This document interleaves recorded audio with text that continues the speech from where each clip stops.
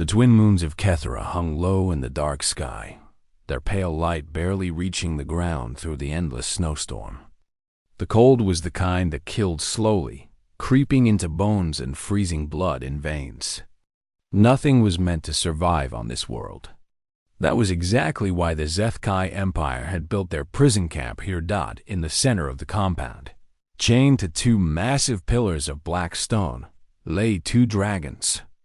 Their names were Virenth and Kalos, brother and sister, the last survivors of the ancient Stormwing bloodline. Once their scales had shone like jewels under sunlight. Virenth's had been the deep blue of ocean depths, and Kalos's had burned with the red of dying stars. Now, both had faded to a tired gray, like ash left behind after a fire dies, metal collars wrapped around their throats, humming with cruel technology. These collars drained their strength, pulled the heat from their bodies, and left them weak as newborn animals. The chains that held them to the pillars were thick as tree trunks, forged from metals that even dragon fire could not touch. At least, not while the collars remained active. Virenth lifted his head slowly. Every movement cost him energy he did not have. His amber eyes, once bright with pride and power, now looked dull and tired. He turned to look at his sister, and fear gripped his heart. Kalos had stopped moving hours ago.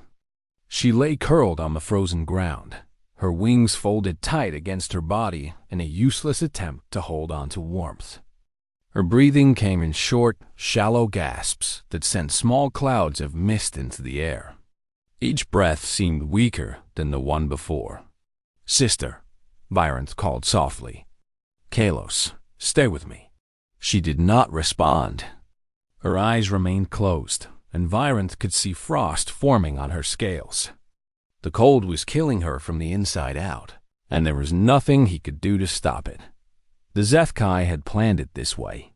They were a species of conquerors, tall and thin with gray skin and black eyes that held no warmth or mercy.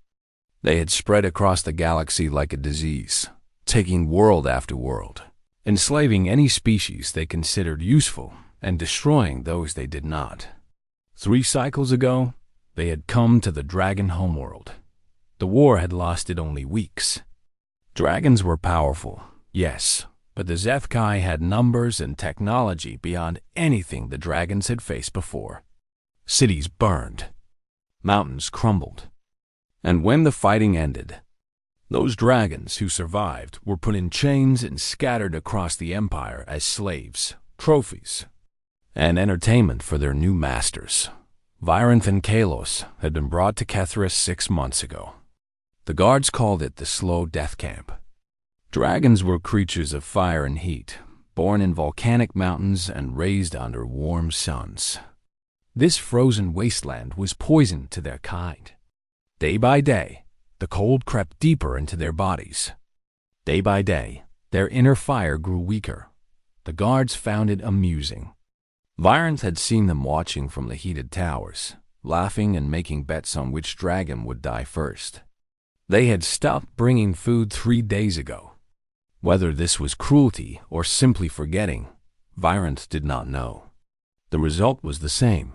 He pressed his body closer to his sister, trying to share what little warmth remained in him. It was not enough.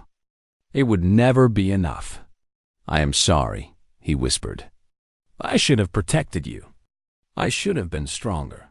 The wind howled around them, throwing snow and ice against their bodies. The storm had been raging for 2 days now, so thick that Virenth could barely see the guard towers through the white curtain.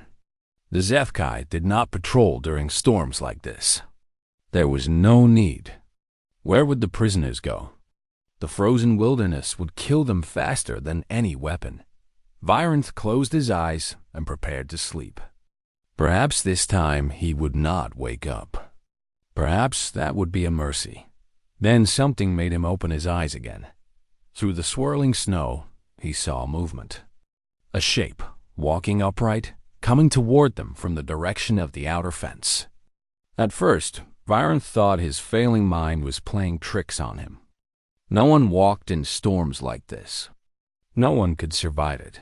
but the shape kept coming, steady and sure, not stumbling or struggling against the wind.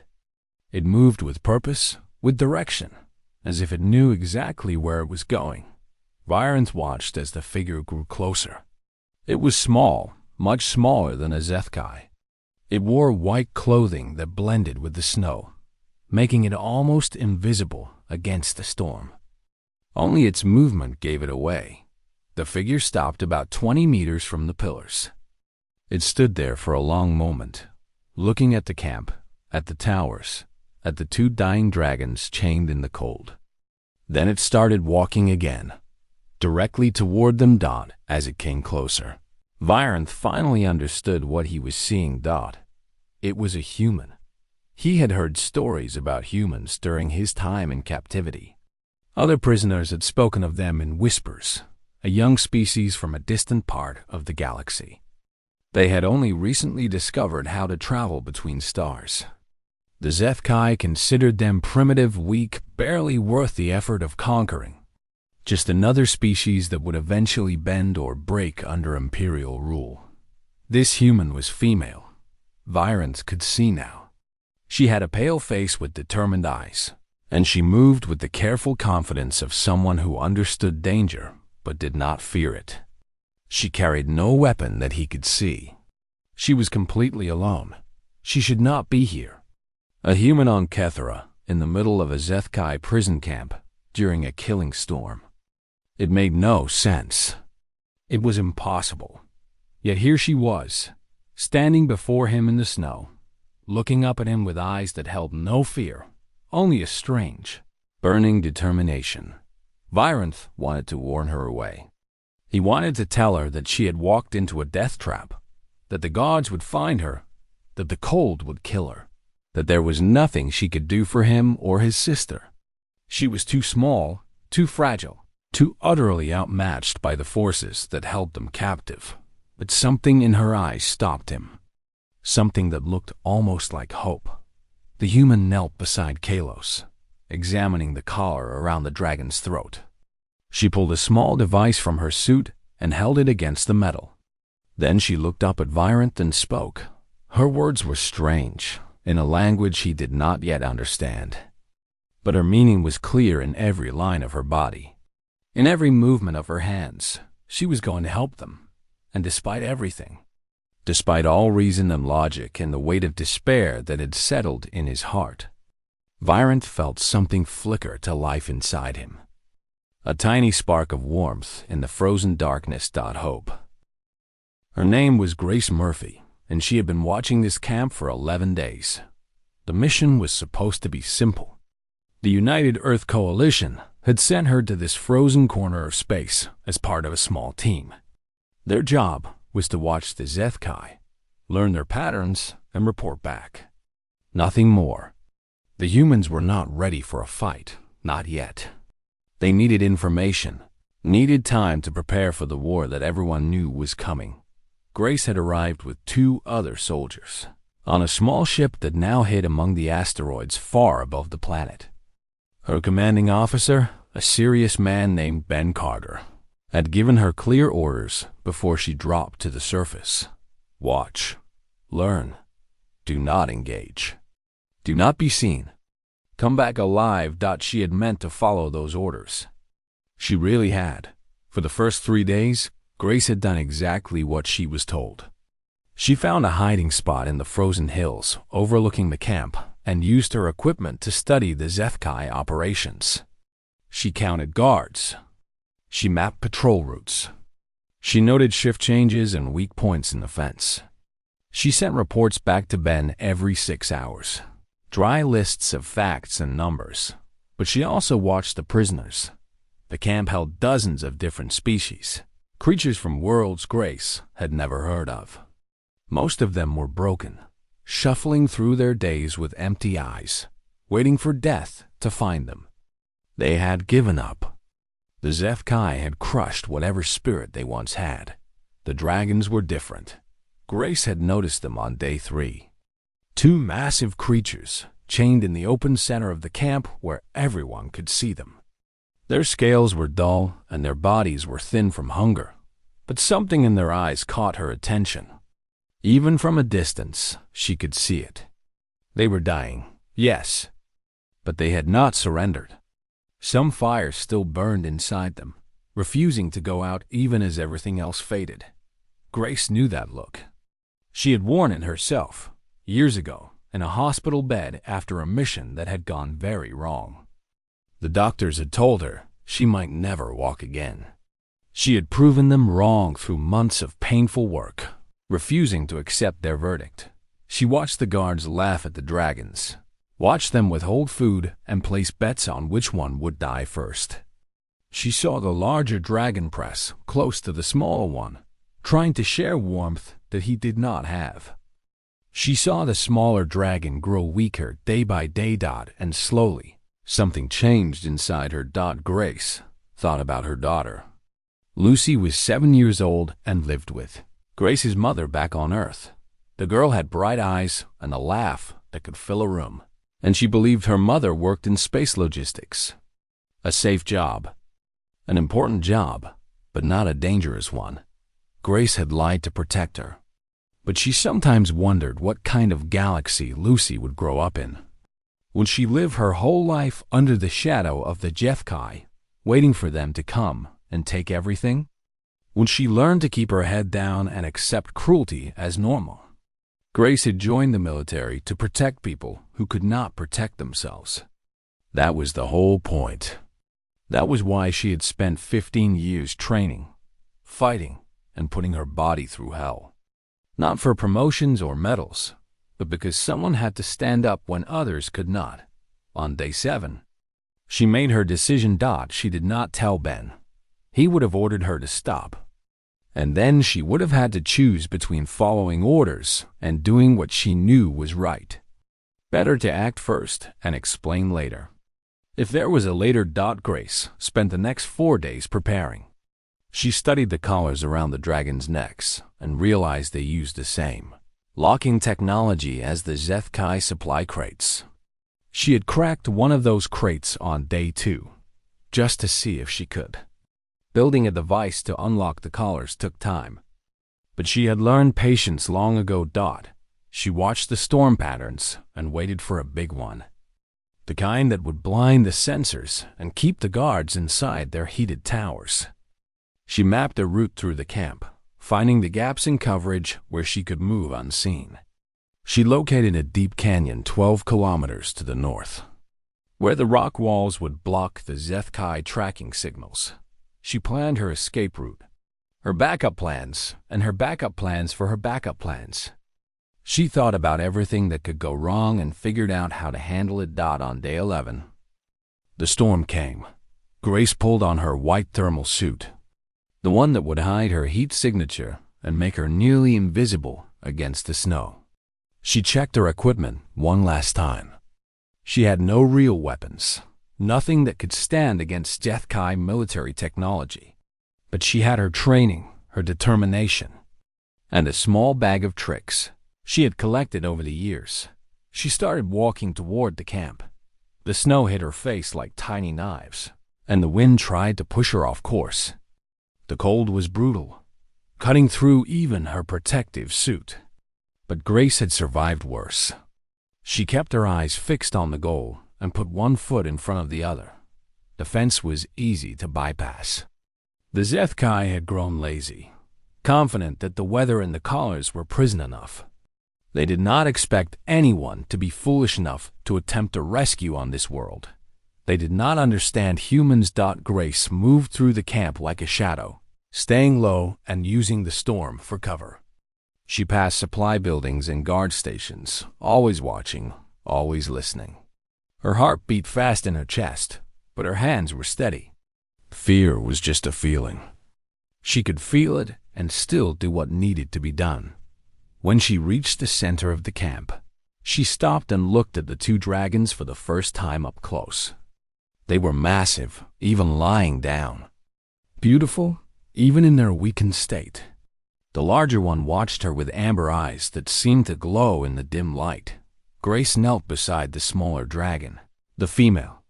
She was barely breathing. There was no time for hesitation, no time for doubt. She pulled out her device and pressed it against the collar. "Come on," she whispered. "Work!" The collar clicked and fell away. The dragon gasped, and Grace saw color flood back into her scales. A good sign. She moved quickly to the larger dragon and repeated the process.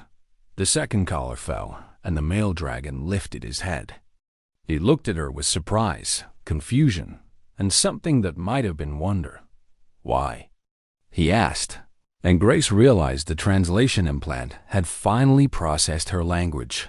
She met his eyes and answered simply, "Honestly, because it is the right thing to do." Then the alarms started screaming. The alarms cut through the howling wind like screams of anger. Red lights began flashing on every tower in the camp, painting the falling snow with the color of blood.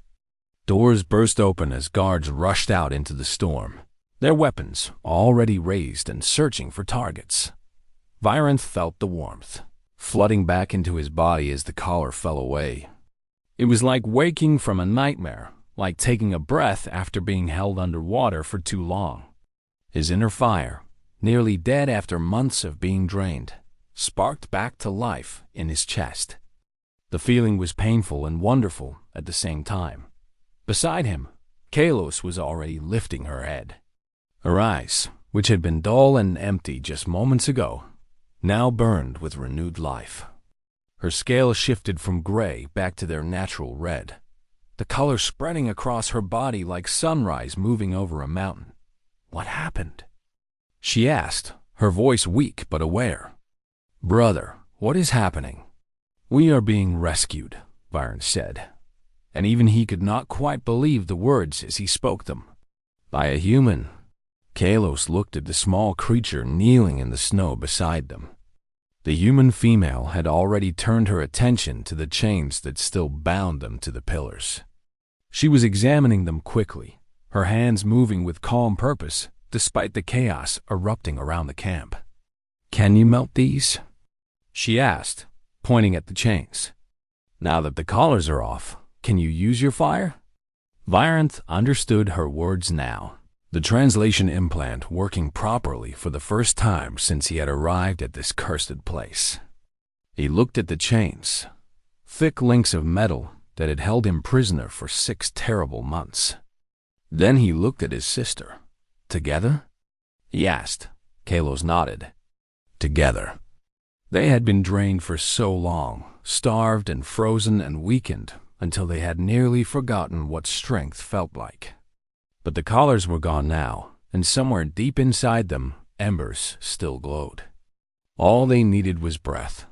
They breathed. The fire that erupted from their mouths was not the great torrents they had once commanded. It was weaker, smaller, fed by bodies that had not eaten properly in days. But it was enough. The chains did not just melt. They turned to vapor, disappearing in twin streams of brilliant heat.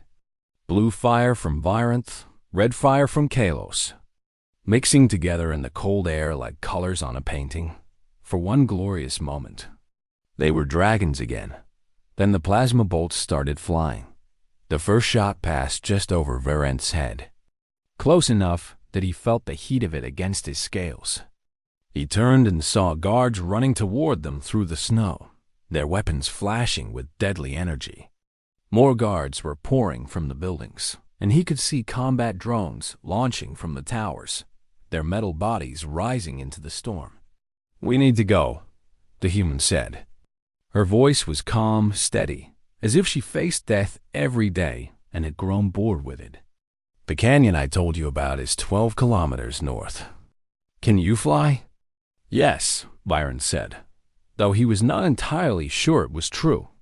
His body was still weak, still recovering from months of abuse. But he would not die here in chains.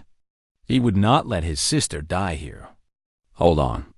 He grabbed the human in one massive claw, as gently as he could manage while moving quickly. She weighed almost nothing, a fact that terrified him. How could something so small and fragile have walked into this place alone? How could she have risked so much for creatures she had never met? Kalos spread her wings and launched herself into the air. Virenth followed, his powerful legs pushing against the frozen ground as his wings caught the wind. The storm tried to force them down, but they pushed through it, climbing higher and higher until the camp was just a cluster of lights below them. Plasma fire chased them into the sky. The guards were shooting blindly into the storm, their weapons creating bright streaks that cut through the snow. Most of the shots went wide, unable to track the dragons through the interference of the blizzard. But the drones were different. The combat drones had been built for conditions like this. Their sensors could pierce the storm, and their weapons never missed. Virenth heard them before he saw them, the high whine of their engines cutting through the wind. Then they emerged from the clouds behind them, 6 metal shapes with glowing red eyes and weapons that hummed with deadly energy. Faster! The human shouted against the wind. We need to reach the canyon. Virenth pushed his wings harder, demanding everything from a body that had little left to give. Kalos flew beside him, her red scales bright against the white sky. They were not fast enough. The drones were closing the distance, their targeting systems locking on. A plasma bolt caught Virenth's right wing. The pain was like nothing he had felt before, a burning agony that shot through his entire body. He roared and faltered in the air, nearly dropping the human from his grip. But he held on, clenching his claw tight and forcing himself to keep flying. The wing was damaged, but not destroyed. He could still move it. He had to keep moving it. Another bolt hit Kalos in the side. She screamed, and her flight path wobbled, her body struggling to stay in the air. Blood streaked across her scales, bright red against the duller red of her natural color. We cannot outrun them, she gasped, pain clear in her voice. Brother, they are too fast. Virenth knew she was right. The drones were designed for exactly this kind of chase. They did not tire, did not feel pain, did not slow down. In minutes, they would be close enough to finish what they had started. He prepared himself to turn and fight, to use whatever fire remained in him to take down as many of the machines as he could before they killed him. It would be a good death, a dragon's death, fighting instead of fading. But he wished he could do more. He wished he could save his sister. Then the human spoke. Drop me. Virenth thought he had heard wrong. The wind was loud, the drones were screaming, and his mind was clouded with pain. He looked down at the small creature in his grip. What? Drop me, she said again. Her voice was perfectly calm, as if she was asking him to pass the salt at dinner. When I say, let go, I have a plan. You will die. The fall alone will kill you. Maybe. The human was doing something with a device on her wrist, her fingers moving quickly, even as the wind tore at her. But you will not. And I did not come here to watch you die in chains. I cannot let you. It is not your choice. She looked up at him, and her eyes were fierce with determination. Trust me. Before Virenth could argue, she twisted in his grip and pulled herself free. He tried to catch her, but she was already falling, her white form disappearing into the storm below. He dove after her, forgetting the drones, forgetting everything except the small human who had risked everything to save them. But she was not falling to her death. She was throwing something. A small object flew from her hand, sailing past Virenth and directly into the path of the pursuing drones. There was a flash of light, brighter than the sun, and then an explosion that shook the air itself. The blast wave caught the drones, tearing through their metal bodies like they were made of paper. 3 of them disintegrated instantly, and the others spun out of control, crashing into each other as their systems failed. The human deployed a parachute, a white canopy that caught the wind and slowed her fall. She drifted down toward the canyon below, growing smaller and smaller until she vanished among the rocks. Virenth hovered in the air for a moment, stunned by what he had just witnessed. Then Kalos was beside him, her voice filled with wonder. She destroyed them, his sister said. That tiny creature destroyed them all. Virenth did not have words. He simply folded his wings and dove toward the canyon, following the path of the impossible human who had saved their lives. The canyon walls rose on either side like the bones of some ancient giant dark rock covered in ice and snow. The storm's fury was quieter down here, blocked by the high ridges that protected this deep crack in the frozen earth. Virenth glided through the narrow passage with his damaged wings screaming in pain, following the path of the white parachute that had carried the human to safety. He found her at the bottom of the canyon, half buried in a snowdrift that had caught her fall.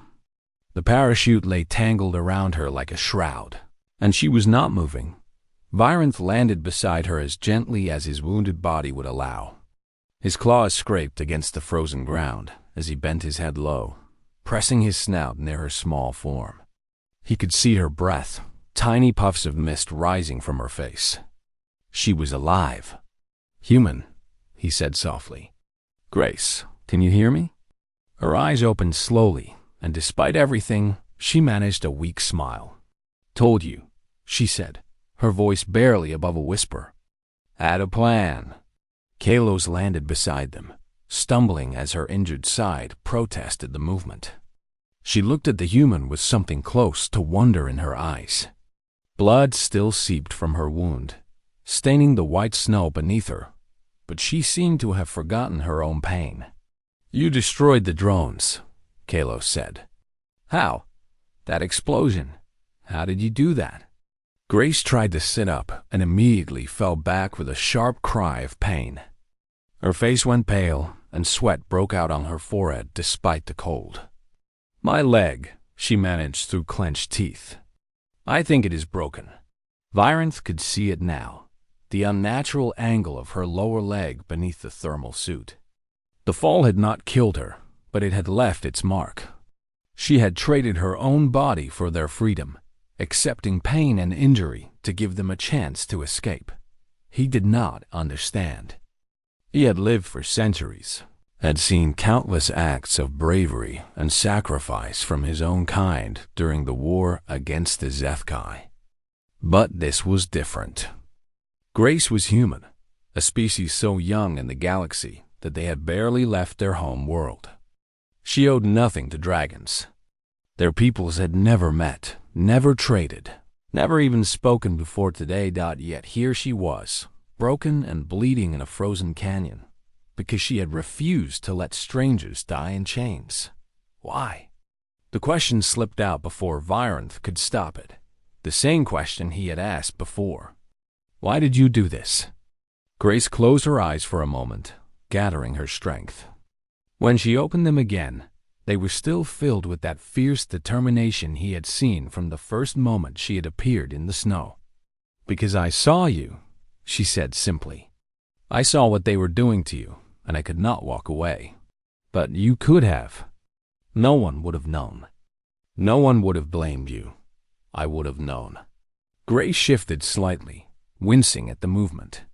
"I would have carried that with me forever. The knowledge that I had the chance to help and chose not to. That is not who I want to be. That is not the kind of person I want my daughter to see when she looks at me." "Your daughter?" "Lucy." The name seemed to give Grace strength. "She is 7 years old. She thinks I work in space logistics, moving supplies around. Safe work. Boring work." A small laugh escaped her lips, though it turned into a cough. "If she could see me now."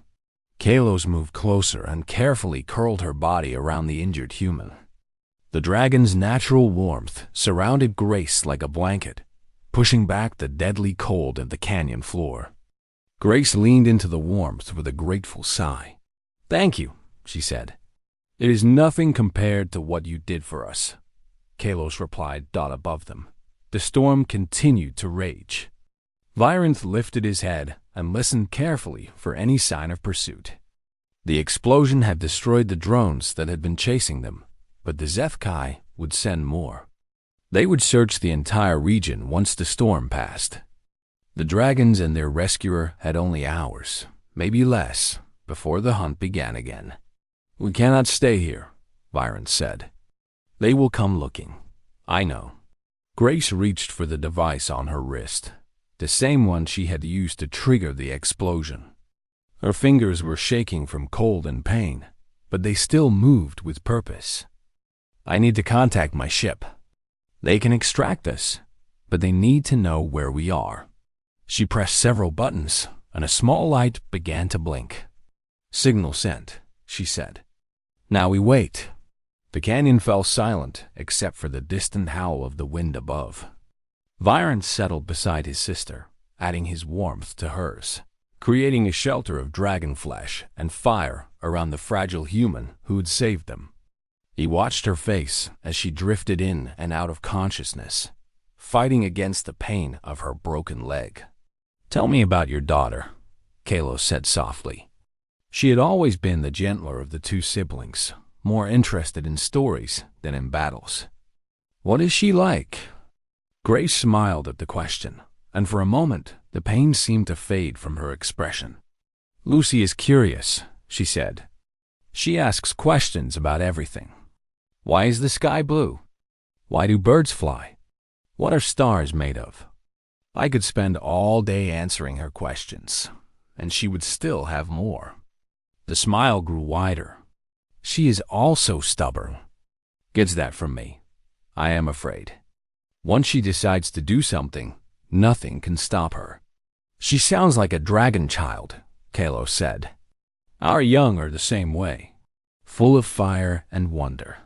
Maybe all children are like that, Grace replied. Maybe that is what makes them special. They have not learned yet that some things are supposed to be impossible. Byron thought about the human children who would grow up in a galaxy ruled by the Zethkai. They would learn quickly enough that many things were impossible. They would learn to bow their heads and keep their eyes down. They would learn that standing up meant being knocked down, unless someone showed them a different way. What happened? He asked. To your world. When the Zethkai made contact, Grace's smile faded. They told us to surrender, gave us 30 days to accept their rule. They said we could join their empire peacefully or be destroyed. And what did your people say? We said no. Grace's eyes met his, and there was fire in them. We knew we could not beat them. Not yet. We knew it would mean war and suffering and death. But we said no anyway, because some things matter more than survival. Some things are worth fighting for, even when you know you might lose. The words hung in the cold air between them. Byron felt something shift inside him, something that had been frozen for longer than the months he had spent in chains. It was respect, deep and genuine, for this tiny creature and her impossible courage. The Zethkai think humans are weak, he said. They call you primitive. Maybe we are, Grace agreed. Compared to them, compared to you, we are small and young and easily broken. But we do not give up. We do not know how. She looked up at the narrow strip of sky visible above the canyon walls. That is our one advantage. We are too stubborn to accept defeat. Somewhere in the distance, Byron heard the sound of engines. For a moment his heart froze, thinking the Zethkai had found them. But the sound was different, lighter, coming from a different direction. That is my ship, Grace said, relief flooding her voice. They are coming. A shadow passed over the canyon mouth, and a small vessel descended through the storm. It was human-built, compact, and angular, designed for speed rather than combat. The hull was scarred with old damage that had been repaired, but never quite hidden. Evidence of battle survived. A door opened in the side of the ship. A man's voice called out through the wind. Grace! Are you down there? Down here, Ben. She shouted back. I brought friends. The ship lowered itself carefully into the canyon, settling on the frozen ground near where they huddled. Byron watched as human soldiers emerged, their faces showing shock when they saw the two dragons. But they did not raise their weapons. They moved immediately to help Grace, lifting her carefully and carrying her toward the ship. Ben Carter, the man who had called out, stood at the entrance and looked at Virant with an expression the dragon could not quite read. "She was supposed to watch and report," he said. "Nothing more." "She chose differently," Virant replied. Ben was silent for a moment. Then he nodded slowly. "Yeah," he said. "That sounds like Grace." The human ship was small, built for a crew of 6 at most, but the soldiers made room for the 2 dragons without hesitation. They cleared the cargo bay and brought heat lamps, food, and water. They treated Callus's wound with gentle hands and medicines that smelled strange but seemed to work. They asked no questions, demanded no payment, expected nothing in return. Virant watched it all with wonder. Grace lay on a stretcher near the back of the bay, her broken leg now wrapped in a white cast that held the bones in place. The ship's medic, a young woman named Kate, had given her something for the pain, and Grace drifted between sleep and waking as the vessel climbed away from the frozen planet below. The storm still raged outside, but inside the ship it was warm and quiet. Virant sat beside Grace's stretcher, his massive body curled to fit in the cramped space. Kalos rested nearby, already looking stronger as her natural healing began to work now that she was warm and fed. "Your people are kind," Virant said when Grace's eyes opened again. "They did not question bringing us aboard." "They trust me," Grace replied, her voice soft from the medicine. "And I told them you were worth saving. How did you know?" "You had never met us before. You knew nothing about dragons." Grace smiled weakly. "I did not need to know about dragons. I only needed to see that you were suffering and that I could help." Ben Carter appeared from the front of the ship. He had been quiet since they had taken off, focused on flying them safely through the storm and avoiding any HFY patrols. Now he stood in the doorway of the cargo bay, arms crossed over his chest, looking at Grace with an expression that mixed anger with something deeper. "You disobeyed orders," he said. "Yes, you risked the entire mission. You could have been captured, tortured, killed. They could have learned about our ship, our operations, everything." "Yes." Grace did not look away from his eyes. "I know what I risked." Ben was silent for a long moment. The only sound was the hum of the engines and the distant whistle of wind against the hull. Was it worth it? He finally asked. Grace looked at Virant, then at Kalos. The 2 dragons looked back at her. These ancient creatures from a distant world, saved from death by a single human with more courage than sense. "Ask me in 10 years, she said. "Ask me when we need all eyes and the dragons remembered that humanity did not abandon them." Ben's expression shifted. The anger faded, replaced by something that looked almost like pride. He shook his head slowly. "You are impossible," he said. "You know that. It has been mentioned before." He turned and walked back toward the cockpit, but Virant heard him mutter under his breath as he left. "Worth every headache." The ship flew through the night, leaving Kethra far behind. They passed into open space, where the stars burned bright against the endless darkness. Virant had not seen stars in 6 months, had almost forgotten how beautiful they were. He stared through a small window, drinking in the sight like water after a drought. "Where will you go now?" Grace asked. The question pulled him from his thoughts. He turned back to her, considering. "I do not know," he admitted. "Our homeworld is lost. Our people are scattered across the galaxy, slaves and prisoners like we were. We have nowhere. You could come with us." The offer came without hesitation, as if she had already been thinking about it. "Humanity has colony worlds, hidden places where HFY have not found us yet. You would be safe there. Both of you." Virant looked at his sister. Kalos met his eyes, and he saw the same thought reflected in her gaze. They had lost everything. Their home, their family, their pride. They had been dragged across the stars in chains, broken and humiliated, and left to die in the cold. This human had given them something back. Not just their lives, but their dignity. Their hope. "We will come," Byron said. "For now.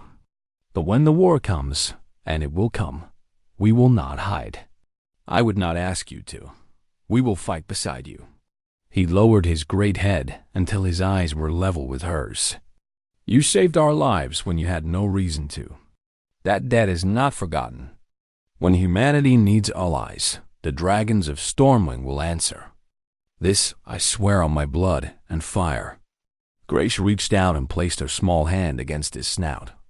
The touch was warm, despite the cold that still lingered in the ship. She said nothing, but her eyes said everything. The journey took 3 days. They stopped at a hidden station to refuel and send messages.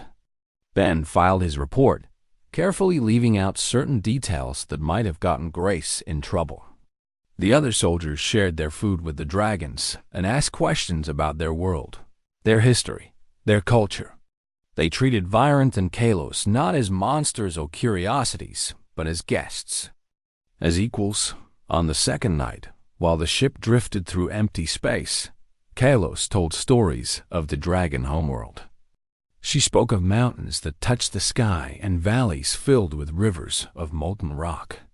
She described the great festivals where thousands of dragons would fill the air with fire and song, celebrating the turning of seasons and the birth of new generations. The humans listened with wonder in their eyes. And when Kalos finished, they shared stories of their own.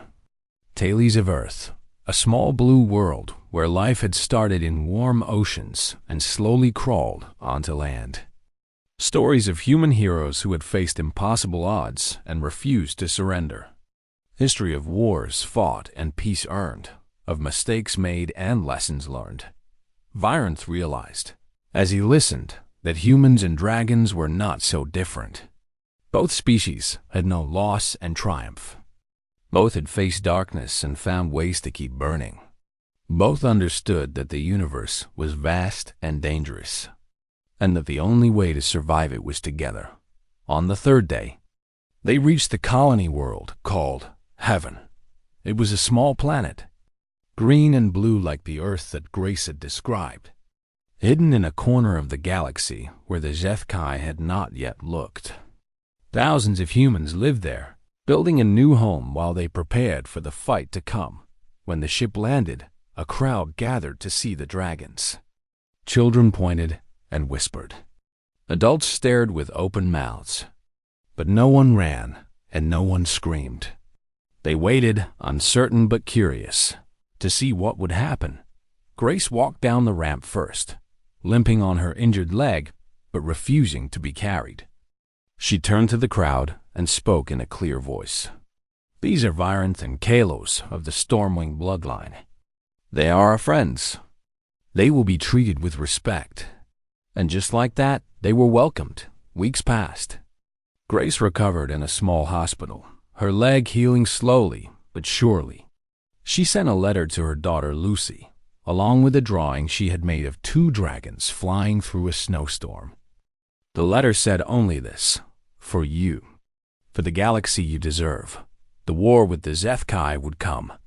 Everyone knew it was only a matter of time. The Empire would not stop until every free species in the galaxy had been crushed under its heel. Humanity was preparing, building ships and training soldiers, forging alliances with every race willing to stand against the darkness. But thanks to one woman on one frozen world, they would not stand alone. Virenth often flew over Haven in the evening, his great wings casting shadows on the fields below. Humans would look up and wave.